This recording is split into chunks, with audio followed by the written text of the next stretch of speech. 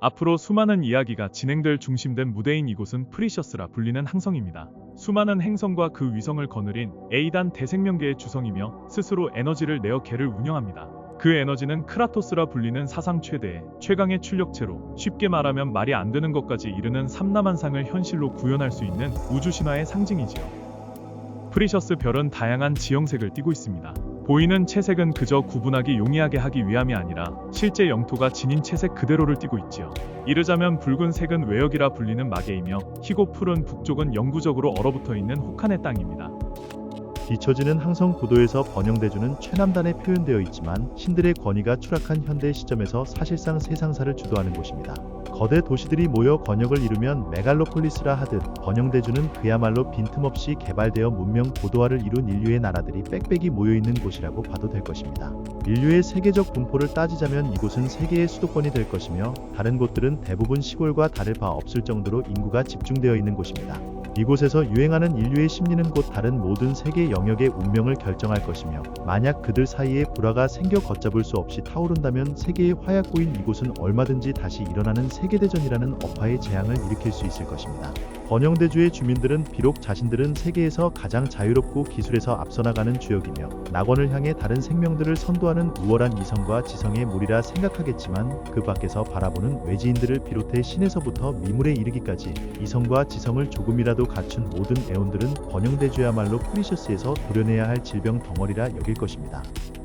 역시나 비춰지는 항성 구도에서 최남단에 위치한 땅이지만 이 땅은 세계에서 가장 거룩한 권위를 지닌 땅입니다. 본질과 자연을 선도하는 무수한 성왕들을 거느린 삶과 죽음을 지배하는 생명성제 실피들을 위한 성역이기 때문이죠. 영토 대부분이 죽음과 부동의 느낌이 가득한 허황된 사막으로 이루어져 있으며 세계 최대 규모를 아우르나 한편으로는 사막에 흐르는 영광된 과거의 잔운으로 인해 그 어느 곳보다도 살아있다는 느낌이 강한 활력감을 느낄 수 있을 것입니다. 그러한 활력감을 느끼고자 일부러 이 사막을 종주하는 순례객들도 많죠. 대남부 대주에 입주한 자들은 모두 성지 순례자로 불리며 그들은 프리셔스의 신세계를 창조한 군주이자 만유의 힘 크라토스를 지배하는 생명성제를 위해 일생에 한 번씩은 꼭 이곳에 순례를 합니다. 대남부 대주의 위로 가로막는 지중해는 신화시대의 판게아 대륙의 절반을 잠기게 한 세계권 해일의 여파로 형성된 거대한 바다로 본래는 육지로서 사방이 다 연결되어 있었습니다. 프리셔스 항성에서의 지각 변동은 우리 세계에서처럼 억만 년의 끈기 있는 자연이동으로 이루어져 있지 않으며 천지개벽조차 하나의 흔한 현상이 될 만큼 자연은 변혁의 기질을 품고 있습니다. 어둡고 꺼림칙한 붉은 하늘과 대지가 사방에 펼쳐져 있고 온통 메마르고 뜨겁게 옥죄어오는 대기로 가득하여 지옥을 흔히 연상케 하는 이 땅은 역시나 마의 영역입니다. 여러분께 친근한 자연과 생명이 어우러진 땅, 아름성역의 바깥 영역이라는 의미로 불렸기에 외역이라고도 불리죠. 이곳은 분명 분노와 증오가 느껴지며 흉측하고도 몰상식한 짐승들이 가득하나 그러한 인식은 격동시대 암흑기에 들어서 아름성역이 그것들과 그것들을 다스리는 짐승마왕 디스타크의 침공을 받아 세상이 온통 파멸의 환란에 잠기면서 아름성역의 주민인 비마족 생명들이 그들에게 두려움과 환멸을 품게 된 본능이 대대로 유전되었기 때문일 것입니다. 하지만 환란이 끝난 뒤 그런 짐승 같은 마족들을 몰아내고 한낱 가축으로 길들여 부리고 있는 신세대 마족들은 마치 자신들이 세계의 대안의 질서인 것마냥 굉장히 이성적이고 절제된 품위를 지니고 있습니다. 최고의 고대 문명 다양과 첨단의 안테이아가 멸망한 터에서 살아가며 그 후예를 자처하는 이 신세대 마족들은 자신들의 옛 영광을 되찾기 위해서는 파멸의 복수가 아닌 매력이라고 여기고 있기 때문에 그들은 늘 아름성역의 생명들을 끌어들이고자 다양과 첨단을 지향하는 기술의 진가를 발휘합니다. 묘한 관심을 끌어들이는 표현들로서 마성이 있다, 마력이 서려 있다는 말은 이들의 신선한 재주를 접한 자들의 솔직한 느낌에서 유행한 말이죠. 프리셔스에서 가장 광활하고도 풍요로운 영토로 생명의 힘이 빠져나가 세계적 메마름이 시작된 격동시대 암흑기에 접어들어 이 땅 역시 그 운명을 피해갈 수 없었으나 그러함에도 전세계를 부양할 수 있을 만큼 많은 식량 생산 능력과 온갖 자원을 보유한 생존의 요충지가 되었습니다. 메마름과는 별개로 온화한 기후가 건재했던 이곳은 늘 푸르름을 잃지 않았고 그러한 천혜의 자연을 동경하고 생존을 갈구하여 수많은 생명들이 그곳으로 몰려들었습니다. 그러나 모두를 품기에는 한정된 땅에서 생명들이 몰리며 이 땅에는 환란이 불어닥쳤고 그것은 현대에 이르도록 종점에 기약 없는 세월을 보내고 있습니다. 생존을 넘어서 하나라도 더 차지하려는 욕심이 불러온 경쟁의 갈등과 충돌을 빚고 그것이 전투, 전쟁으로 번져갔기 때문입니다. 메마르지 않고 늘 풍요로운 땅이기 때문에 이곳에 사는 수많은 생명들은 빼앗고 지키려는 야만적인 행동을 가장 참혹하게 벌이기도 하였고 또한 가장 오래도록 이어왔습니다. 역설적이게도 이 생명의 땅은 역사를 통틀어 세계에서 가장 생명이 많이 죽어나간 죽음의 땅으로도 불리는 곳이기도 합니다. 아마도 이 땅의 자원이 메말라 가치가 없어질 때까지 생명의 그러한 야만성은 그치지 않을 것입니다. 프리셔스는 스스로 에너지를 발산하는 항성이기 때문에 외부에 의해 극지의 자연 조건이 강제되지 않습니다. 영구적인 얼음 땅은 그저 자연을 다루는 신성한 세력들의 이해관계에 따라 형성된 곳이지요. 사실 지금 비춰지는 방향에서 북쪽으로 보이는 땅일 뿐 딱히 방향에 의미가 없는 항성 프리셔스에서 이 얼어붙은 땅은 얼마든지 세계의 중심이 될 수 있을 것입니다.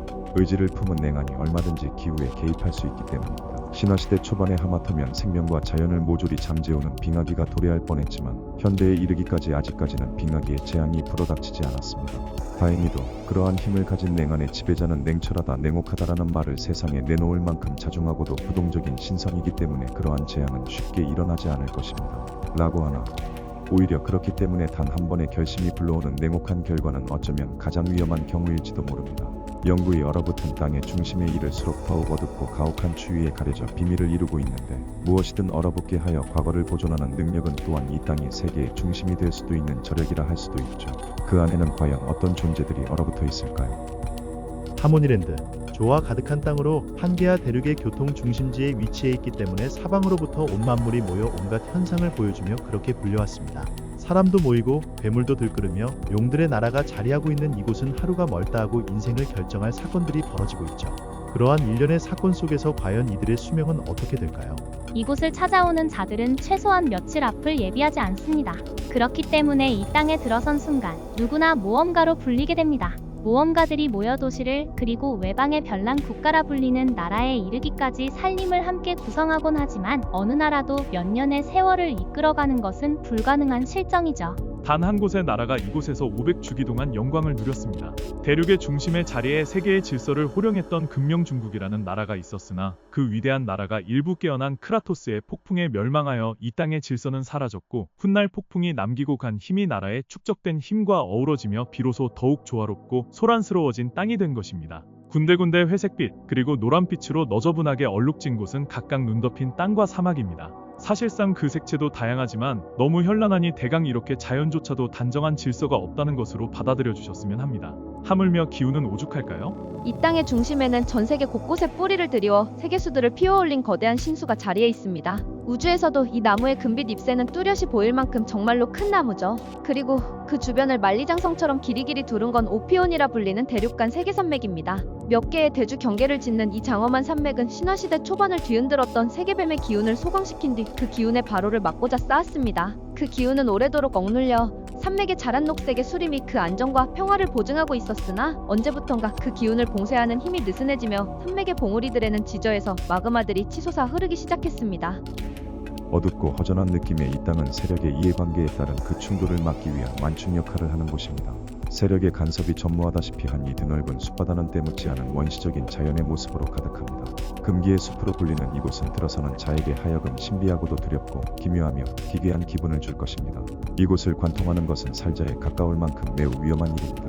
은연히 살아있는 숲이기도 한 이 기괴한 숲은 특유의 기괴하게 뻗은 가지와 빽빽한 잎사귀들로 뒤덮어 여행자들에게 결코 만만하게 방향조차 가늠하지 못하게 할 것이며 그 사이사이로 기괴한 숲의 음침한 멜로디가 흐르며 정신을 흔들어냅니다. 함부로 머물러 휴식하지도 못할 만큼 많은 독충과 사나운 밀림동물들이 여행자들을 괴롭히기도 하며 영문도 모른 채 늪에 빠지거나 나무에 잡아먹힐 수도 있습니다. 복음을 통틀어 가장 중요해왔고 또한 앞으로도 세계에 가장 영향을 많이 미칠 중요한 장소가 될 부분으로서 사실상 항성 구도를 이렇게 비춘 이유이기도 합니다. 고갈되지 않는 무한한 우주의 힘을 공급하는 에너지원이며 혼돈을 함께 유입시켜 세계를 끊임없이 변화하게 하는 운명의 빛, 우주에서 길이길이 광선을 들이우며 항성에 안착한 아프탈리스는 소망의 정점이라는 벼로답게 세상의 모든 영웅적인 모험가들을 끌어당기고 있습니다. 말 그대로 소망을 이루어주기 때문에 누구나 그곳에 이르는 것을 인생에서 가장 소망하고 있는 것이죠. 하지만 누구에게나 그런 기회가 주어지는 건 아닙니다. 아프탈리스의 자신의 실력과 가치를 증명한 자만이 만유를 누릴 수가 있죠. 그렇게 하기 위해 수많은 영웅들은 이 땅에 이른 수많은 경쟁자들을 도륙내며 두드러진 자신의 가치를 입증해 보입니다. 그러한 실력 자랑이 이 땅의 주변을 황폐화시키고 온몸을 짓누르는 드센 기운으로 가득하게 하였습니다. 메마른 대지가 주변에 가득해 동식물이 서식할 수가 없으며 영웅 기상을 감당할 수 없는 생명들은 가쁜 호흡을 이고서 발길을 돌릴 수밖에 없을 것입니다. 항성 밖으로 돌출된 지풀은 괴수는 폭풍제 크라토스에서 구현된 실제 크기입니다. 폭풍제의 천궁이라는 불가침의 성역으로부터 피어올려진 매우 강력한 가스층 괴수이지만 다행히도 그 힘을 지배하는 실피드로부터 운신이 통제되어 불가침의 성역 외부로는 힘을 끌어낼 수가 없습니다. 그러나 불가침의 성역에만큼은 감히 어떤 존재도 범접할 수가 없습니다. 그렇겠죠? 이곳은 폭풍제 크라토스를 봉인한 힘을 그나마 조금이라도 해방해 날뛰게 함으로써 실피드는 봉인에 대한 부담을 줄이고자 한 것이지만 그보다는 파헤칠 수 없는 신비로 가득한 그녀의 바다인 황공양의 순결을 대륙으로부터 지키기 위한 절대 경계의 역할을 하는데 목적이 있습니다. 태초의 세계가 열린 이 장소는 태초의 자연인 창세의 하늘 안위와 자유로운 대국토 엔키의 잔재가 가장 농축되어 있는 곳입니다. 워낙 기운이 드세어 어떤 경우로도 테라포밍이 되질 않기에 태초의 모습을 그대로 보존하고 있습니다. 다만 자연을 두루 잉태하던 창세의 기운이 농후한 탓에 이곳에서는 태초에서부터 보존, 계승된 창조와 생동의 영령들이 생명과 그 정수를 내키는 대로 만들어내고 있어 크리처 뱅크라 부르고 있습니다. 이 땅에서 피어오르는 거대한 보랏빛 가스층은 보다 질서정연하게 자연을 창조하는 세계의 공장들이 몰린 공단에서 피어올린 가스 부산물입니다. 제 아무리 번영대주의 현대 기술과 안테이아 후예들의 계승, 개량된 고대 기술이 뛰어나다 하나 원래부터 군림하던 기술보다는 앞설 수 없을 것입니다. 항성 오른편 표면에 자그마하게 돌출된 띠는 우주에서 관찰될 만큼이나 거대한 산맥입니다. 세계의 언덕이라 불리며 무려 9만 미터를 넘기는 엄청난 산고는 타이탄과 기간테스 일족이 신화시대 수천 주기 동안 노고를 들여 쌓은 결과물입니다. 인간보다 10배는 큰 거인들조차 이 산을 바라보자면 마치 우리가 에베레스트 산맥을 보는 듯 엄두가 나지 않을 기분이 들 것입니다. 그러나 기어이 몇몇 인간들은 이 산을 오르는데 성공했습니다. 크라토스의 힘으로 항성을 빙둘러 성운무리를 조성했기 때문에 사실상 우주 먼 곳에서 이곳을 관찰한다면 단조롭게 지풀은 행성처럼 보일 것입니다. 성운무리는 지구의 자기장 그 이상으로 별을 지키는 데 중요한 역할을 하고 있죠. 외부의 불청객은 함부로 이 항성에 진입할 수가 없으며 성운무리에 진입하는 순간 그들은 지식여지거나 불타 없어질 것입니다. 하염없이 적적한 우주에서 바라본 세계의 모습은 그저 세계 고요한 조화름으로밖에 비치질 않습니다. 세계 속에서 살아가는 생명이 아무리 야망을 꿈꾸고 화려한 그 이야기를 세상에 수놓는다 한들 이 같은 멀고도 커다란 관점에서는 아무것도 아닐 것입니다. 더욱이 영겁을 아우르는 긴 역사까지 포함한단 말이죠. 참으로 허망하죠. 그렇다면 생명은 도대체 무슨 목표를 지향하며 살아갈까요? 야망이 아니더라도 작은 소망 정도는 있어야 생명이 그야말로 살아있다는 기분을 받을 텐데요. 자신이 세상이 주체라고 여기고 사는 소위 이기적 관점이 과연 그렇게 할 수 있을까요?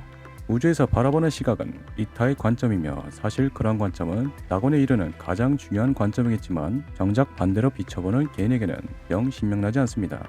과연 그게 생명에게 살아있다라는 증명이 될 수 있을까요?